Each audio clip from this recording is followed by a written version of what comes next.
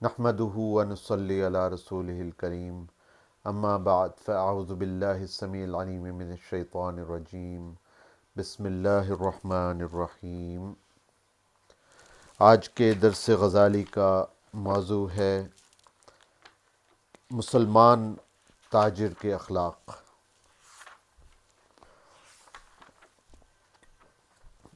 اور اس میں تجارت میں دین کا خوف اور اللہ تعالیٰ کا خوف اور خدا خوفی، یہ بہت اہم چیز ہے۔ یہ ہمارے معاملات سے اس کا تعلق ہے کہ ہم لوگ دنیا والوں کے ساتھ، خلق خدا کے ساتھ ہمارا کیسا رویہ ہوتا ہے۔ تاجر کے لیے یہ مناسب نہیں کہ وہ معاش میں مشغول ہو کر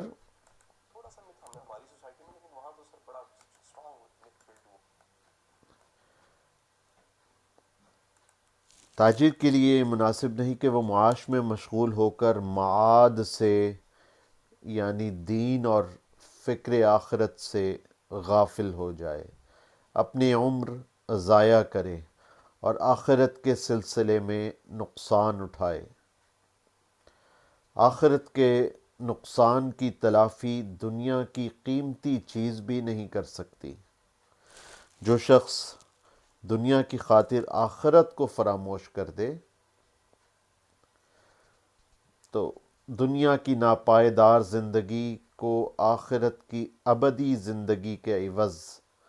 خریدنے والے کی طرح ہے۔ عقل مند وہ ہے جو اپنی زندگی کے ساتھ رحم اور شفقت کا معاملہ کرے، یعنی وہ اپنا رأس المال دین اور اس سے حاصل ہونے والی منفعت اعمال کی حفاظت کرے۔ تو ایک بزرگ فرماتے ہیں کہ صاحب عقل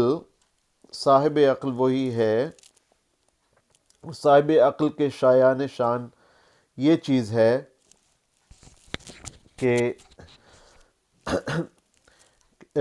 کہ وہ اس چیز کو فوقیت دے جس کی اسے زیادہ ضرورت ہو،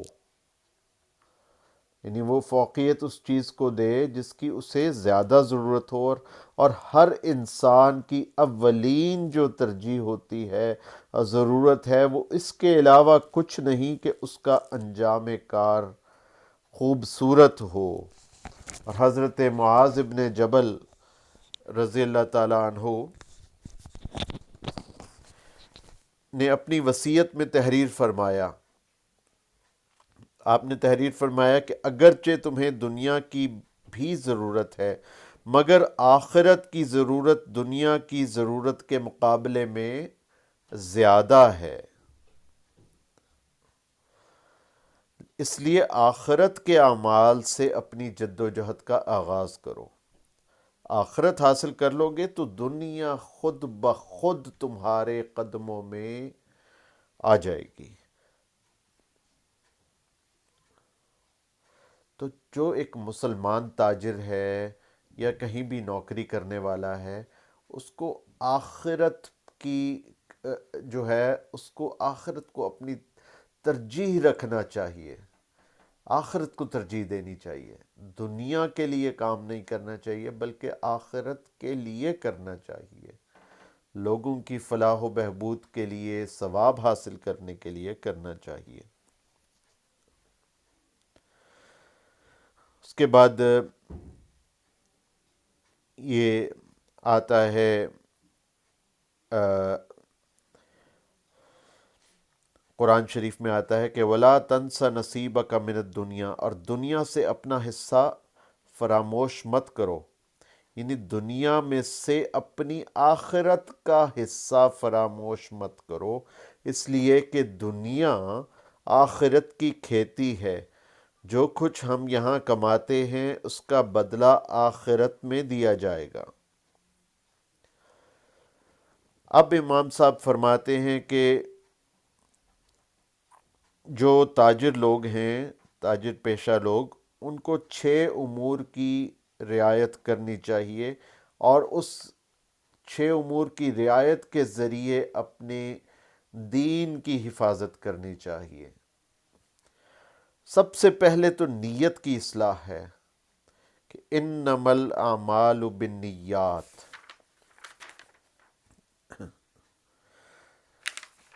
انما الاعمال بالنیات، کہ جو چیز بھی ہو اگر اس کی نیت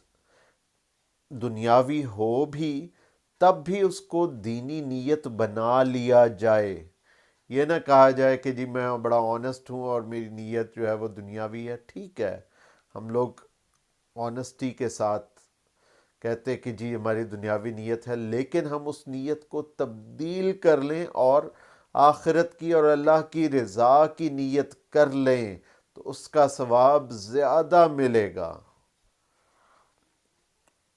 تو نیت کی اصلاح کرنی چاہیے۔ تو نیت اور عقیدے کی اصلاح بہت ضروری ہے۔ تو وہ تجارت کو جو مسلمان تاجر ہے وہ اس کو ذریعہ فخر اور مباحات نہ سمجھے،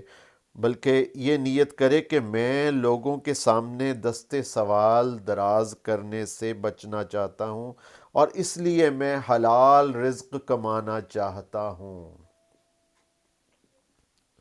اور بیوی بچوں کے حقوق کی ادائیگی کے لیے تجارت کر رہا ہوں۔ حلال رزق کی خاطر مال کے ذریعے دین پر استقامت حاصل کرنے کے لیے جو ہے وہ میں یہ تجارت کر رہا ہوں۔ مسلمانوں کے لیے خیر خواہی کی نیت بھی رکھے اور تمام انسانوں کے لیے وہی چیز پسند کرے جو اپنے لیے پسند کرتا ہو، اور ہر معاملے میں عدل اور احسان کے تقاضوں کی تکمیل کرے۔ بازار میں ایسے تاجر کی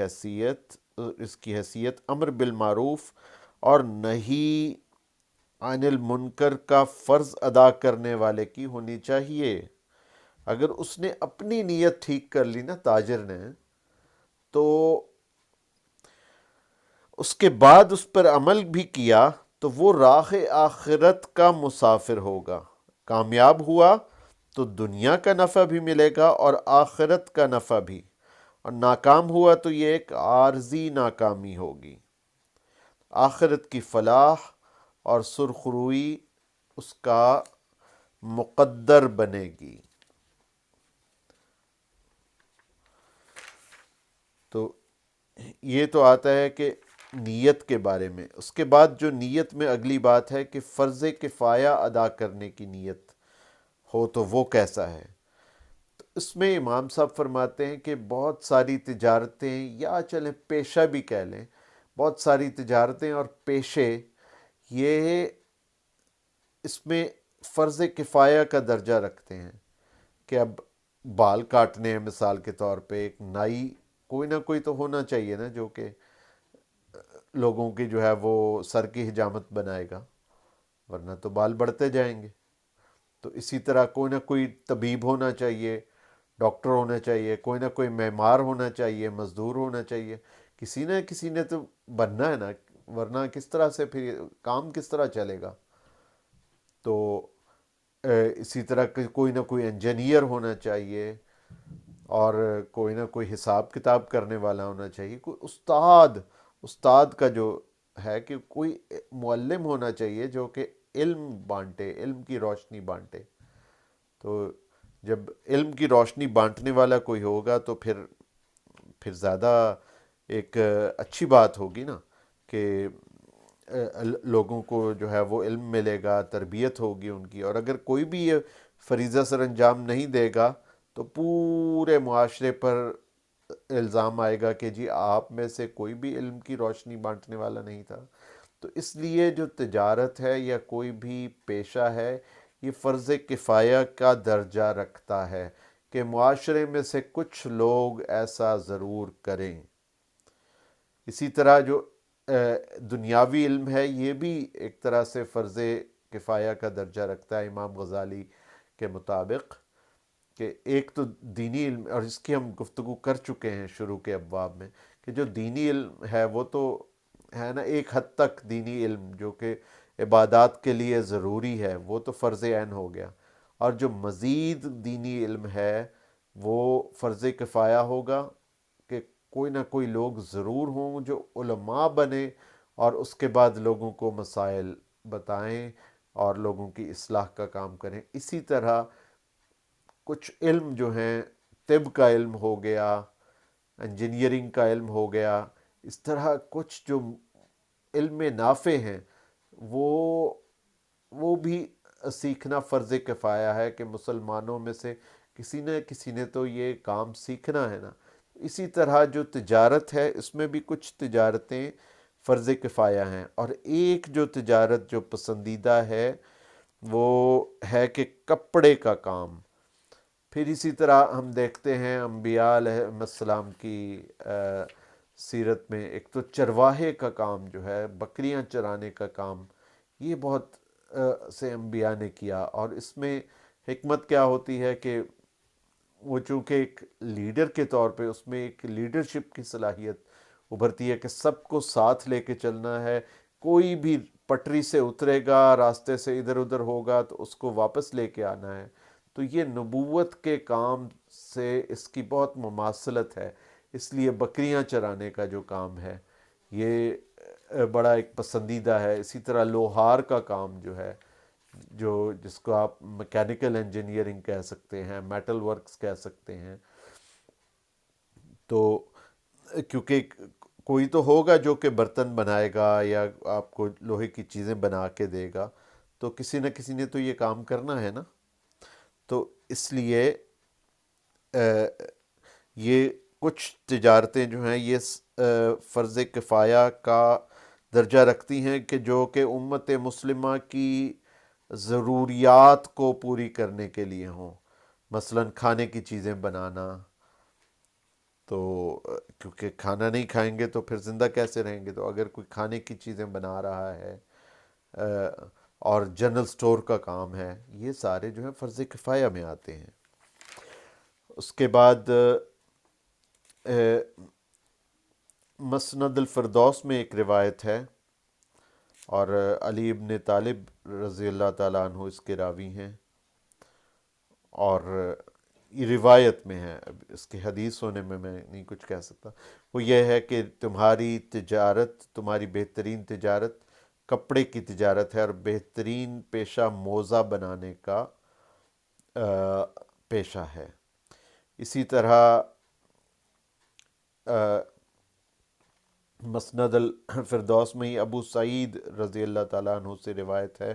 کہ حضور اقدس صلی اللہ علیہ وآلہ وسلم نے فرمایا کہ اگر اہل جنت تجارت کریں تو کپڑے کی تجارت کریں، اور اہل دوزخ یہ مشغلہ اپنائیں تو وہ صرافی کی تجارت کریں۔ پھر اس کے بعد جو ہے وہ یہ ہے کہ جو امام صاحب لکھتے ہیں کہ انبیاء علیہم السلام کیا کیا کام کرتے رہے، اس میں باربرداری، موزے بنانا، تجارت کسی بھی قسم کی، سینہ پرونا، جوتا بنانا، کپڑے دھونا، لوہے کا کام کرنا، اور یہ انبیاء کے علاوہ بزرگان دین کی بھی بات کر رہے ہیں، صرف انبیاء نہیں، سوت کاٹنا، بحر و بر میں شکار کرنا اور کتابت کرنا۔ عبد الوہاب وراق رحمہ اللہ کہتے ہیں کہ مجھ سے امام احمد بن حنبل رحمۃ اللہ علیہ نے پوچھا کہ تمہارا پیشہ کیا ہے؟ میں نے عرض کیا کہ میں کتابت کرتا ہوں۔ فرمایا کہ کتابت کرنا بہترین پیشہ ہے، اگر میں بھی اپنے ہاتھ سے یہ کام کر سکوں تو یہی پیشہ اختیار کرتا۔ پھر فرمایا کہ جب لکھو تو نہ بہت زیادہ خفی لکھو نہ بہت زیادہ جلی، بلکہ متوسط قلم ہو، دونوں طرف حاشیہ چھوڑو، اجزاء کی پشت پر کچھ مت لکھو، اور چار طرح کے پیشہ ور لوگوں میں جو ہے وہ آگے کم عقل مشہور ہیں۔ تو تو اس میں جو کتابت کی بات ہے نا، وہ اب آج کل جو ہے وہ اس میں ٹائپنگ اور کمپوزنگ کا جو ہے یہ اس نے درجہ لے لیا ہے کتابت کا۔ تو یہ بھی ایک نیک کام ہے کہ آپ علم کی ترویج کے لیے اس کو کتابت کر کے دیتے ہیں، کمپوزنگ کرتے ہیں۔ تو اللہ تعالیٰ ہمیں دین پر چلنے کی توفیق عطا فرمائے، اور انشاءاللہ جو مسلمان تاجر کا جو اگلا حصہ ہے وہ انشاءاللہ اگلے نشست میں بیان ہوگا۔ وآخر دعوانا ان الحمد للہ رب العالمین۔